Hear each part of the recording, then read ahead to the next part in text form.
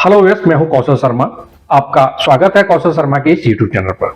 Viewers, budget 2025 का ऐलान हो गया है। वित्त मंत्री निर्मला सीतारमण ने बजट में कई घोषणाएं की थी जो मध्यम वर्ग और सीनियर सिटीजन्स के लिए काफी फायदेमंद है।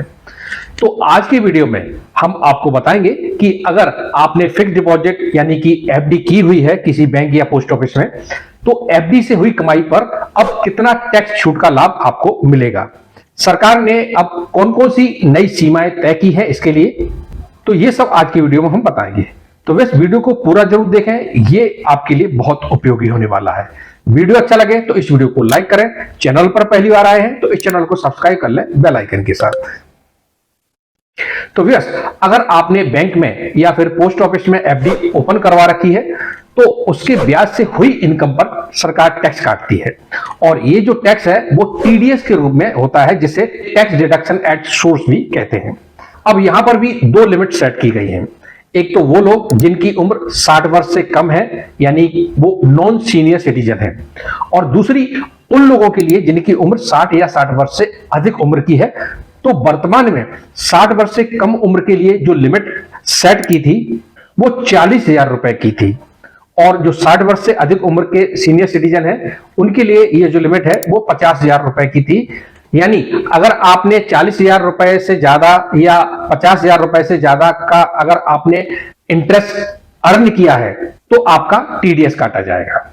लेकिन नए बजट 2025 में अभी वित्त मंत्री निर्मला सीतारमण ने अपने पूर्ण बजट में इस टीडीएस की लिमिट में कुछ बदलाव कर दिया है।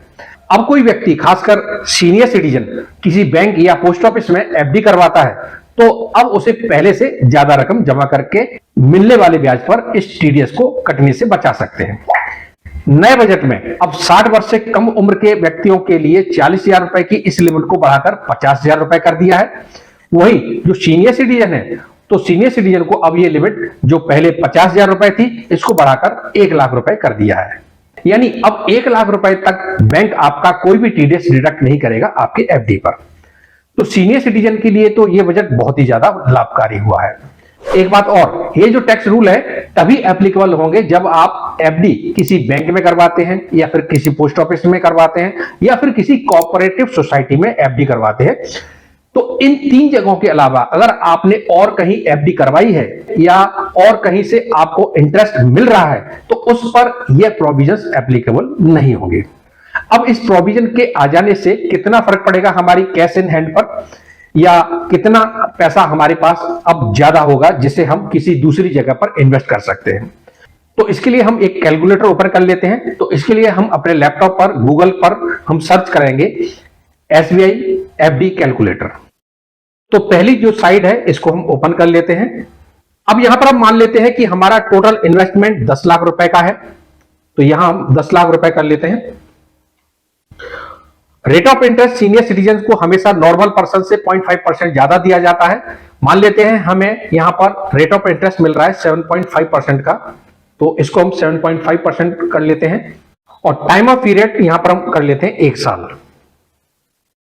तो यहां पर कैलकुलेटेड वैल्यू आ जाएगी कि हमें 1 साल में कितना इंटरेस्ट मिलेगा, यानी हमारी टोटल वैल्यू पूरे साल में कितनी हो जाएगी। हमारा इंटरेस्ट यहां पर बन रहा है 77,000 रुपए का, मतलब 1 लाख रुपए से कम का है। तो इस इंटरेस्ट पर बैंक कोई भी टीडीएस नहीं काटेगा, क्योंकि प्रोविजंस आ गए हैं कि 1 लाख रुपए से कम का इंटरेस्ट हुआ तो बैंक कोई भी टीडीएस नहीं काटेगा। लेकिन अगर पुराने प्रोविजंस के हिसाब से देखें तो क्योंकि ये अमाउंट 50,000 रुपए से ज्यादा का है, और अभी तक हमारा क्या प्रोविजन है कि 50,000 रुपए से ज्यादा का होता है इंटरेस्ट, तो बैंक 10% का टीडीएस काट लेता है। तो अगर हम पुराने प्रोविजन के हिसाब से चलते हैं तो यहां पर 10% का टीडीएस कट जाता है, यानी कि 7700 रुपए का टीडीएस कट जाता है। अब इस 7700 रुपए के टीडीएस का रिफंड लेने के लिए आपको अपना आईटीआर फाइल करना पड़ता, और 1,000-1,500 रुपए आपको फीस भी देनी पड़ती। अब मान लेते हैं कि आपके पास एफडी है 15 लाख रुपए की। 15 लाख को हमने इन्वेस्ट किया हुआ है 1 साल के लिए, हमें रेट ऑफ इंटरेस्ट मिल रहा है 7.5% का। तो इस पर जो हमारे रिटर्न्स यानी कि इंटरेस्ट बना वो 1,15,000 रुपए का बना। तो क्योंकि ये अमाउंट हमारा 1 लाख रुपए से ज्यादा हो गया है तो बैंक इस पर 10% का टीडीएस काट लेगा। कितना टीडीएस कटेगा? तो पूरे अमाउंट पर टीडीएस काटा जाता है, ऐसा नहीं है। जितना पोर्शन आपका 1 लाख रुपए से ऊपर है सिर्फ उतने पर ही टीडीएस कटेगा। तो पूरे अमाउंट पर टीडीएस कटता है, 1,15,000 का 10% बैंक काट लेगा। अब अगर हम यहां पर थोड़ा सा स्मार्टली इन्वेस्ट करें तो हम इस टैक्स को बचा सकते हैं। अब हमने 10 लाख रुपए की एफडी एसबीआई में करवा दी और हमने 5 लाख रुपए की एफडी किसी दूसरे बैंक में करवा दी, उसे हमने मान लो एचडीएफसी बैंक में करवा दिया। यहां पर हम 5 लाख ले लेते हैं, हमने 5 लाख की एफडी एचडीएफसी बैंक में करवा दी, वहां पर भी हमने 1 साल की एफडी करवाई और यहां पर हमारा इंटरेस्ट रेट 5 लाख पे बनेगा 38,000 रुपए का। अब क्योंकि ये 1 लाख रुपए से कम है तो बैंक इस पर कोई भी टीडीएस नहीं काटेगा। इस तरह से हमारा कोई भी टीडीएस नहीं कटा, ना एसबीआई में कोई कटा और ना ही एचडीएफसी बैंक में कोई टीडीएस डिडक्ट हुआ। हमारा पूरा का पूरा पैसा हमारे पास है और हमें इसका रिफंड लेने के लिए कोई आईटीआर फाइल करने की भी जरूरत नहीं है।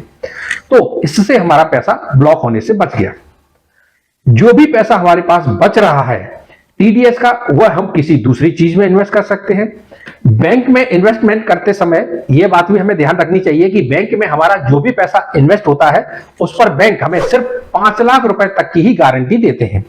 अगर बैंक में कोई भी मिस हैपनिंग हो जाती है तो, यानी कि बैंक दिवालिया हो गया है या फिर बैंक के पास कोई फाइनेंशियल क्राइसिस हो जाता है, तो आपका जितना भी पैसा बैंक में रखा है उसका सिर्फ 5 लाख रुपए तक ही सुरक्षित है। इसलिए हमेशा हमें अपने फंड को डाइवर्सिफाई करके रखना चाहिए, अलग अलग बैंक में एफडी रखें या 2-3 बैंक में सेविंग अकाउंट रखें, कभी भी एक बैंक के अंदर सारा पैसा जमा करके नहीं रखना चाहिए। तो वैसे उम्मीद है आज का ये वीडियो आपके लिए ज्यादा यूजफुल रहा होगा। तो आज की वीडियो में इतना ही। उम्मीद करते हैं आज का ये वीडियो आपको पसंद आया होगा। इसी तरह के और भी वीडियो आगे भी हम आपके लिए लाते रहेंगे। अगर ये वीडियो आपको अच्छा लगा तो इस वीडियो को लाइक करें, शेयर करें दूसरों के लिए, जिससे कि इसका नॉलेज दूसरों को मिले।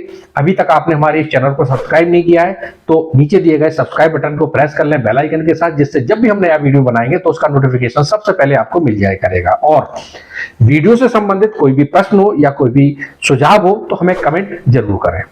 वीडियो देखने के लिए बहुत बहुत धन्यवाद। जय हिंद।